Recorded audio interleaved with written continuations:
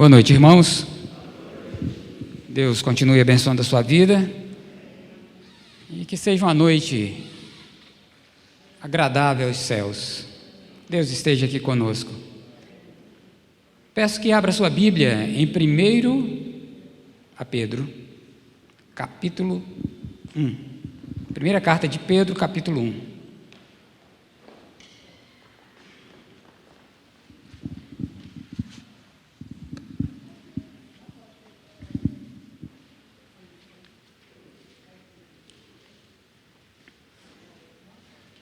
Muito bem. Verso 3, 4, 5 e 6. Então diz assim: Bendito o Deus e Pai de nosso Senhor Jesus Cristo, que segundo a sua muita misericórdia nos regenerou para uma viva esperança, mediante a ressurreição de Jesus Cristo dentre os mortos, para uma herança incorruptível, sem mácula, inacessível, reservada nos céus para vós outros, que sois guardados pelo poder de Deus, mediante a fé, para a salvação preparada para revelar-se no último tempo.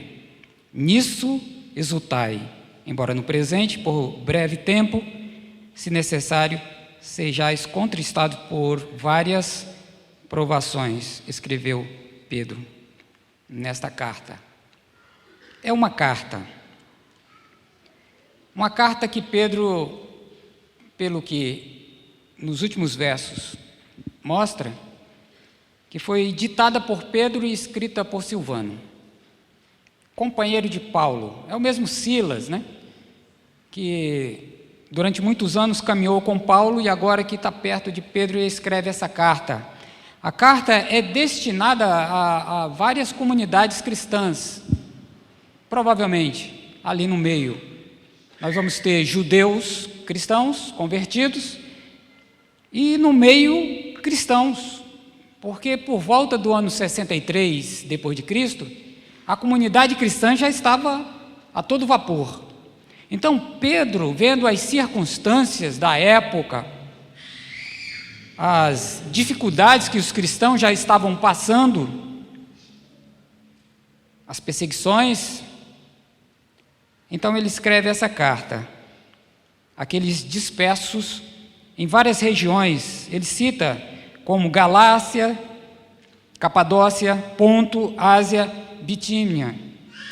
Então, era uma região muito extensa. Mas Pedro talvez pensasse que a carta iria só para aquelas comunidades. 2000 anos depois, ela está conosco e ela vai passar para as gerações que virão, pelo simples motivo de ter sido inspirada por Deus. E o projeto de Deus é com o homem, até a volta de Cristo. Então Pedro, ele escreve e faz algumas afirmações nesse texto, e eu acho muito importante que você esteja bem atento. Ele diz que o Deus Pai de nosso Senhor Jesus Cristo, ele está escrevendo para aquelas comunidades, diz: nos regenerou. Nos regenerou. É uma afirmação que ele faz aos seus ouvintes. E essa palavra regenerar, ela tem um sentido muito interessante para nós. Tem um sentido de nova geração, renovo, no grego. Tornar algo novo e gerar outra vez, sendo que não é algo que o homem pode fazer, é um ato exclusivo de Deus. Pedro, ele está dizendo para aquelas comunidades que diante da grande misericórdia de Deus, que nos regenerou, que nos fez de novo. O homem interior estava deformado, algo mais ou menos assim. O Senhor Jesus, falando para Nicodemos, lá em João 3, ele disse que era necessário o homem nascer de novo. E esse nascer de novo é uma obra de Deus no coração do homem. Nós experimentamos isso em algum momento da nossa vida. Nós fomos alvos dessa graça. e experimentamos isso. Nós não sabemos explicar como acontece, mas nós sabemos que aconteceu. Sabemos como aquele cego que disse: eu sei que era cego, agora eu enxergo. Eu sei que aconteceu algo dentro de mim, mas como aconteceu eu não sei explicar. Mas eu sei que não partiu de mim mesmo, partiu de Deus. É uma obra exclusiva de Deus. Essa regeneração, nós sabemos que algumas espécies no mundo animal, poucas, mas têm a capacidade de se regenerar. Talvez na sua casa você já viu uma lagartixa, ela perde o rabo, você prende na porta, e tempos depois ele começa a crescer. Então,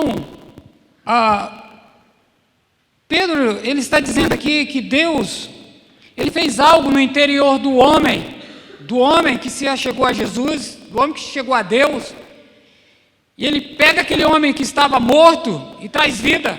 Seria algo mais assim, faz de novo. É o projeto que não é perdido. O negócio se corrompeu. Jeremias, capítulo 18, Deus pede, ou manda o profeta ir à casa do oleiro, e quando ele chega na casa do oleiro, ele vai ver o homem trabalhando em algo artesanal. Ele está fazendo um vaso, um artífice ali, e de repente aquela massa, ela perde a forma, está mole. Você já viu, né? Aquela roda, e ele fica moldando, o negócio perdeu a forma. Ele bate aquela massa, e depois ele dá uma nova forma, e Deus vai dizer: assim é o povo de Israel nas minhas mãos. Ele dá a forma que ele quer. Com relação ao homem, existe uma forma ideal, e essa forma é só Deus que pode dar. E é o desejo de Deus refazer o homem para ter essa forma ideal. É o que Deus sonhou. Não é o homem com o coração do jeito que ele quer, do homem, mas do jeito que Deus quer e espera. Então é uma obra tremenda que Pedro, ele está dizendo que foi feito no nosso coração, daqueles que já creem. Regenerou. Deus fez algo novo no nosso interior. Então, o homem sem Deus, ele está morto. Mas quando ele encontra Deus, ele vive. Por quê? Porque Deus opera esse ato, somente dele, exclusividade dele. Deus tem essa capacidade, é isso que ele quer fazer na vida daqueles que ainda não o conhecem. Fazer algo novo, mudar, transformar, de imediato.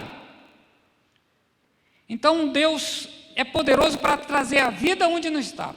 A Bíblia diz que quando estávamos no estado de pecado, nós estávamos mortos nos nossos pecados, mas Deus trouxe vida por intermédio de Cristo Jesus nosso Senhor.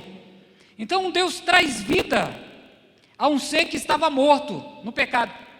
É isso que ele faz, desde Adão até os dias de hoje e as gerações futuras. É isso que ele vai fazer. Ele vai operar vida, e essa vida é o que nós podemos entender como regeneração. Agora algo novo, e esse novo começa a perceber Deus de uma forma diferente, uma forma que antes nós não víamos. Você pode analisar quando antes você não cria em Deus. Como que você cria nele? Você tinha uma forma errada, você tinha um modo de tentar entender a Deus, mas depois que Deus tocou na sua alma e que modificou o seu interior, que deu uma nova forma, te renovou no padrão dele, então a maneira de você ver Deus é uma outra maneira, é a maneira de Deus, é como ele deseja que você o veja. Eu estava olhando Lucas 15, a parábola dos achados e perdidos. Ali tem várias parábolas, e entre elas você encontra a do filho pródigo, daquele filho que pediu a parte da herança e foi embora. E então o seu pai deu, não questionou nada. É isso que você quer? Direito seu, toma. E foi. E o texto diz que ele desperdiçou tudo. E depois que ele desperdiça tudo, então cai em si. Ele começa a entender: puxa, eu tinha tudo na casa do meu pai, e agora, distante da minha casa, eu estou aqui comendo coisas indignas, em trapos. E aí ele resolve voltar, e voltou. E para a surpresa dele, que ele achava que nem o pai dele iria acolher como foi acolhido, o pai estava lá todo amoroso, esperando ele, e abraçou e passou a dar dignidade. Eu estava pensando, a história termina basicamente aí, depois entra a história do outro, o filho número 2, mas a desse primeiro filho, ela termina mais ou menos aí. Ele voltou para casa, teve uma festa, o pai dá dignidade, coloca o anel, sandália nos pés. Mas aí eu fiquei pensando, essa história continua em nossas vidas. Ali é uma história. Nós experimentamos isso. Um dia fomos pródigos, estávamos mortos. E aí Deus operou essa maravilha, que é esse novo nascimento no nosso interior. E aí passamos a ver as coisas diferentes. A ideia que eu tenho, que aquele rapaz, ele chegou à conclusão de que nunca mais ele sairia da casa do pai. A conclusão de que ele tinha um pai que era extremamente amoroso e ele nunca tinha visto isso. Ele só estava pensando nas coisas físicas, nos prazeres da terra, nas coisas temporais que iriam passar, até que ele teve essa percepção. Então, no meu entender, se a história tivesse continuado falando sobre aquele moço, com certeza a gente perceberia a mudança no interior daquele moço, do que se chamou o filho pródigo, de que ele teria uma visão completamente diferente. Como nós tivemos uma visão completamente, hoje, do nosso pai. A gente passou a ter um relacionamento com ele, coisa que não tinha. Passou a ouvir a sua voz, a amar a sua palavra, coisa que a gente não queria nem ouvir. E ela passou a ter sentido para a nossa vida. Isso é um milagre. É algo operado por Deus. É um milagre. Então, e Pedro, ele vai dizer que essa regeneração, ela traz consigo algumas coisas importantes. E ele vai dizer que regenerado para uma viva esperança. Que esperança tem o homem?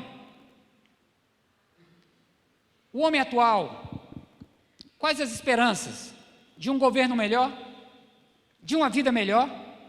De um emprego melhor? De tempos melhores? De um futuro melhor? São as esperanças dos homens. De uma família melhor? Então, é porque não está muito melhor no presente, se almeja algo para o futuro. A citação aqui de Pedro diz uma viva esperança. Então, tem esperanças que não são vivas. Então, há esperança e esperança. Uma esperança que ela não é viva, é uma esperança que pode ser frustrada. Você pode depositar a sua esperança em algo e aquele algo falhar. Você pode colocar a sua esperança em algum sistema, em algum governo, e ele te frustrar. Em algo que você sempre almejou, e você está decepcionado com aquilo.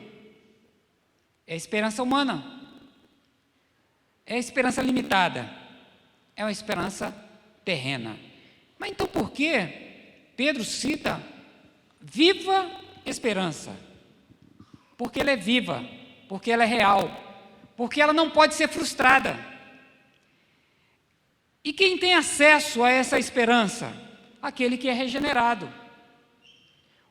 Porque essa esperança é mediante a ressurreição de Jesus Cristo, dentre os mortos. E o regenerado é aquele que já creu e participa dessa ressurreição. E essa ressurreição faz toda a diferença na nossa vida e na história da humanidade. Essa ressurreição é o projeto de Deus para a salvação do homem. E ela tem um peso muito grande, a ponto de Paulo, ele escrever algo em 1 Coríntios 15, dizendo, olha o poder da ressurreição. E se não há ressurreição de mortos, então Cristo não ressuscitou. Ele está questionando os coríntios. E se Cristo não ressuscitou, é vã a pregação que estou fazendo a vocês, e é vã a nossa fé. a nossa confiança no Evangelho. Aí no verso 17 ele vai dizer: se Cristo não ressuscitou, é vã a nossa fé e ainda permaneceis ou permanecemos nos nossos pecados. E a coisa está feia, se fosse assim. Aí no 20 ele vai dizer: mas de fato Cristo ressuscitou dentre os mortos, sendo ele as primícias dos que dormem. Ele vai dizer o seguinte: a ressurreição é tão importante, a ressurreição de Cristo, e Cristo ressuscita porque ele é o Cordeiro de Deus, foi morto e ressuscitou. Mas se ele não tivesse ressuscitado, a nossa fé seria vã. Então, a ressurreição é o fundamento da nossa fé. Paulo está dizendo: estaríamos perdidos se Cristo não tivesse ressuscitado. Mas ele ressuscitou e ele é a primícia dos que dormem, dos que estão com Deus. Na ressurreição, Jesus mostrou a sua divindade, a sua autoridade, seu poder sobre a vida e sobre a morte, sobre todas as coisas. A ressurreição de Cristo é um fenômeno celestial que o homem não pode explicar. Talvez a gente tente entender na nossa limitação, mas foi algo glorioso e deveria existir, porque ela fundamenta a nossa fé. E vários textos da Bíblia dizem isso. E Pedro diz isso: mediante a ressurreição de Cristo, é que nós temos essa viva esperança. A esperança viva é que ela está fundamentada sobre algo que não é perecível, que não pode ser desfeito. Ela é firme, ela não se desmorona, ela não frustra. Nenhum homem será frustrado porque ele crê em Deus, porque ele ama a Deus. Ele não pode ser frustrado. Ele pode até trocar Deus por outra coisa, que a gente vê muita gente fazendo isso. Mas aquele que permanece com Cristo, ele jamais será frustrado. É uma esperança viva, ela não é morta, e ela é eterna. Ela tem vida em si mesmo, é isso que ele está dizendo. Porque aquele que ressuscitou Cristo, ele continua vivo, está sentado à destra do Pai. Então, isso deve encher o nosso coração de alegria. Nós estamos vivendo, a nossa esperança não está nas coisas terrenas, não está em nada nesta terra. A nossa esperança está naquele que está sentado sobre um alto e sublime trono, que venceu, que nós vencemos com ele. Então, há esta viva esperança. Mas Pedro, ele coloca aqui também que há uma herança incorruptível. Então, ele diz que, fora essa esperança que continua viva no nosso coração e não pode ser frustrada, há uma herança para os santos. E tudo isso veio através da regeneração. Não é uma herança terrena. As heranças terrenas são corruptíveis. Elas se desfazem. Elas podem ser perdidas. As celestiais não. As terrenas têm um valor temporal. As celestiais têm um valor e uma glória eternos. Então, é algo que não está baseado em coisas terrenas. Em Mateus 25, 32 e 34, o próprio Senhor Jesus vai dizer: e porá as ovelhas à sua direita, mas os bodes à sua esquerda. Então ele faz uma diferença entre homens e homens. Então dirá o rei aos que estiverem à sua direita: vinde, bendito de meu Pai, possuí por herança o reino que vos está preparado desde a fundação do mundo. Não é de agora. Antes de Deus criar o mundo, essa herança já estava pronta. Um reino, uma coisa magnífica, que está acima da nossa compreensão. Nós não temos a capacidade de sonhar com as coisas celestiais. O que nós conhecemos são pinceladas, talvez, do que está reservado, daquilo que está reservado como herança aos santos. E em Coríntios, Paulo escreve, Coríntios 1, 4, 5, diz: portanto, ouvimos da vossa fé em Cristo Jesus e do amor que tendes para com todos os santos. Ele está falando aos coríntios. Por causa da esperança que vos está reservada nos céus, da qual já antes ouviste pela palavra da verdade, do Evangelho. Paulo fala algo aqui muito semelhante ao que Pedro vai dizer, que essa herança que está atrelada à esperança, ela está reservada em um lugar muito especial, nos céus. Embora a gente possa usufruir aqui na terra, no verso 4, Pedro vai dizer, reservada nos céus para vós outros. Que coisa interessante. Ele está dizendo, essas coisas estão reservadas para vocês. Vocês são donos. Não que vocês mereceram, não que nós merecemos, mas Deus já nos deu, por causa de Cristo Jesus, nosso Senhor. Então, é uma herança que é reservada. Se ela está reservada, não tem perigo de perder, e nem de ser tomado por alguém. É sua, o que é sua é seu. Está reservado para você. Você só precisa continuar a caminhada e cruzar a linha. E saber que você não pode perder. É uma herança legítima. Você não conquistou. Jesus conquistou para você. Ela é dada. Prometida e dada. Nós somos herdeiros legítimos, porque cremos. Somos pecadores, sim, mas somos herdeiros legítimos porque estamos dentro da promessa. E a promessa não pode falhar. Nós somos filhos adotivos de Deus. É isso que as Escrituras dizem. E porque somos filhos adotivos, nós somos herdeiros. E essa herança está reservada num lugar que ninguém pode tomar. O ladrão não pode roubar, o diabo não pode tocar, porque ele não pode entrar lá. Reservada nos céus, disse Pedro. Com certeza, essa mensagem ela foi lá no coração daquelas comunidades, encorajando, dizendo, os tempos, eles podem estar difíceis, mas vocês são mais do que vencedores. O que Deus fez, o que Deus preparou é superior ao que a gente pode passar. E a vida é muito rápida. Meus amigos, não vos enganeis. A nossa vida é como um sopro. Algum tempo atrás, você olhava no espelho, você que já tem mais de 50, você via um rosto. Hoje nós vemos um outro, que é o processo natural, e que ele vai acelerando numa velocidade, eu não sei se essa é a sua percepção, parece que é uma velocidade acelerada. E daqui a pouco, nós estaremos tomando posse dessa herança. Isso não é uma coisa que nós devemos ficar triste, vendo a limitação dos nossos dias, porque a verdade é que eles são limitados mesmo.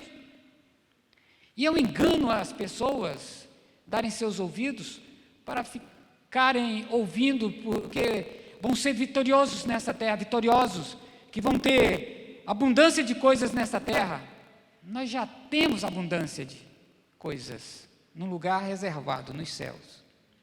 Mas nessa terra nós podemos passar por privações, tempos difíceis. E o pior, tempos difíceis virão. E não tem como mudar isso. Está escrito. Está escrito nos evangelhos que tempos difíceis virão. Os nossos dias são bons comparados com os que virão. Mas o nosso conforto é justamente isso. O que Cristo fez por nós, Ele nos regenerou. E se você ainda não for uma pessoa regenerada, curve-se diante dele, que ele fará esse processo no seu coração. Processo não, um ato. E muda. Nossa vida muda. Nunca mais seremos os mesmos. E de quebra, nós levamos essa viva esperança e a consciência de uma herança incorruptível. Ela não pode ser perdida, não pode se deteriorar, inacessível.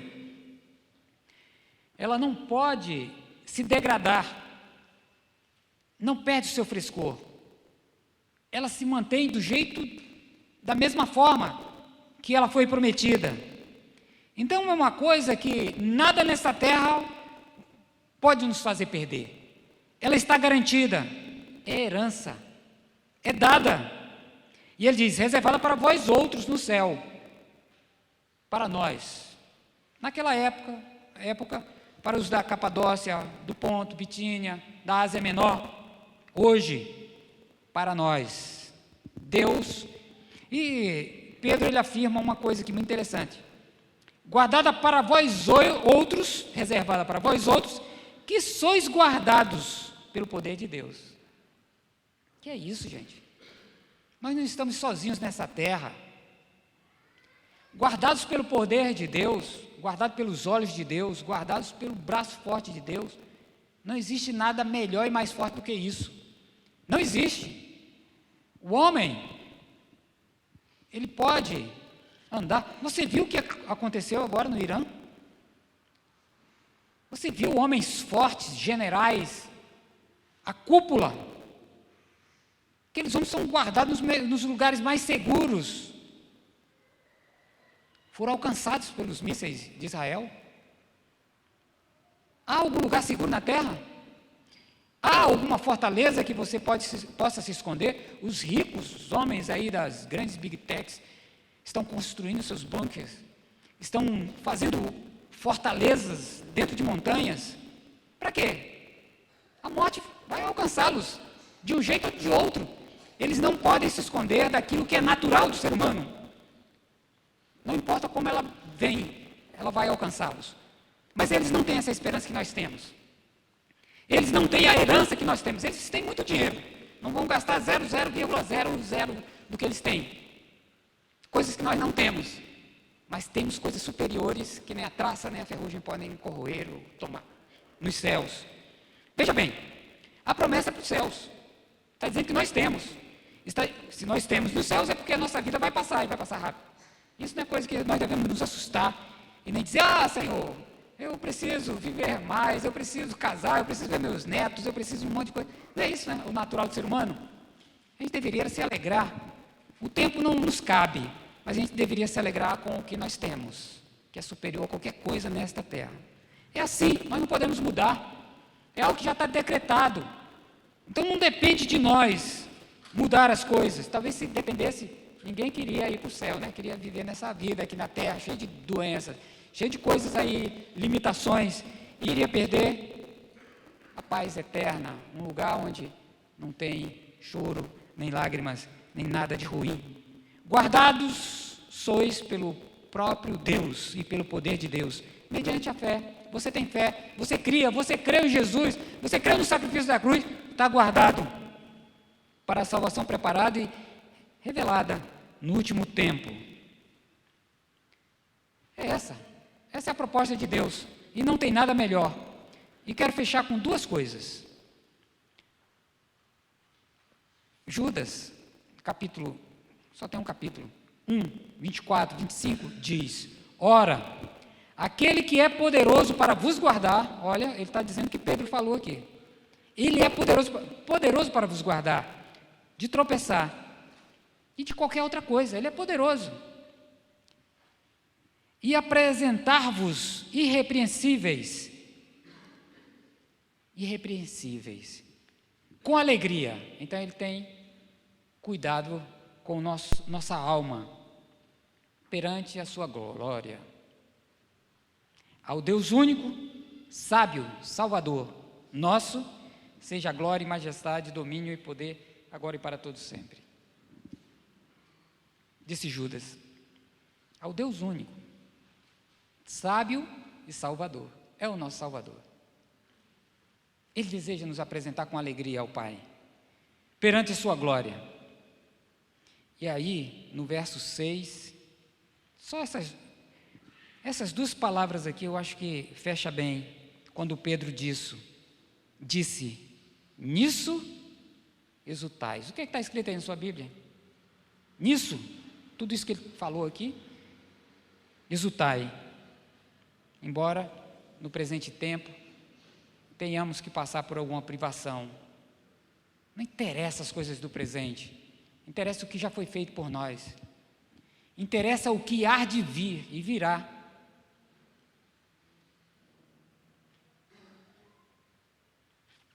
Nisso alegrai-vos, exultai. É muito melhor do que as coisas terrenas. Embora estejamos aqui, embora nós precisamos de algumas coisas terrenas, embora nós nos relacionamos na terra com as pessoas, e devemos fazer isso, mas ele aponta, nisso exultais. A vossa alegria esteja no que foi citado acima. Essa esperança que não pode ser tirada de nós. Se nós olharmos só para as coisas da terra, a esperança pode balançar, pode entrar a tristeza no nosso coração. Mas quando olhamos para a esperança em Cristo, na herança, em tudo quanto Ele fez, não o homem, nisso exultais. Alegre-se nisso. Se você trabalha, trabalhe, faça o melhor. Alegre-se em Deus, em Cristo. Se você tem uma grande empresa, ótimo. Você vai ficar feliz porque você tem alguma empresa. Mas exultai naquilo que você tem na eternidade, não no presente. Essas coisas são temporais, são para servir agora, enquanto podemos, e deve ser bem servida e bem aplicada. Se você tem um bom trabalho, aproveite, mas a sua alegria esteja nos céus, nunca na terra, no sentido de você colocar todo o seu coração nisso. Alegre-se com Deus, viva com Deus, sirva a Deus, motive o seu coração, permita que Ele use a sua vida para abençoar muitas vidas. Essa é a proposta da nossa vida cristã. Então você vai ver que a vida tem um valor muito maior do que a gente olhando para as coisas da terra, a gente pode achar. Tem um valor muito maior. Foi feito assim. E Deus já nos deu toda a orientação que nós precisamos para exultar. Exultai nisso. Olhe para os céus, olhe para o que já foi feito, já foi declarado, para as promessas que não podem falhar. E que Deus abençoe a sua vida. Você tenha isso no seu coração, guardados por Deus. Vamos orar? Feche seus olhos. Senhor, obrigado pelas tuas promessas, obrigado pela tua palavra que nos encoraja para aonde nós devemos olhar e o que nós devemos sentir. Nós sabemos que podemos vencer as coisas aqui da terra, mas já temos a certeza de que a tua palavra não pode falhar e o Senhor já reservou tudo quanto nós precisamos nos céus para uma vida plena e eterna. Nisso nós devemos nos alegrar e nos alegramos. Que o Senhor fortaleça a nossa alma, que os nossos olhos estejam nos céus, embora estejamos aqui na terra.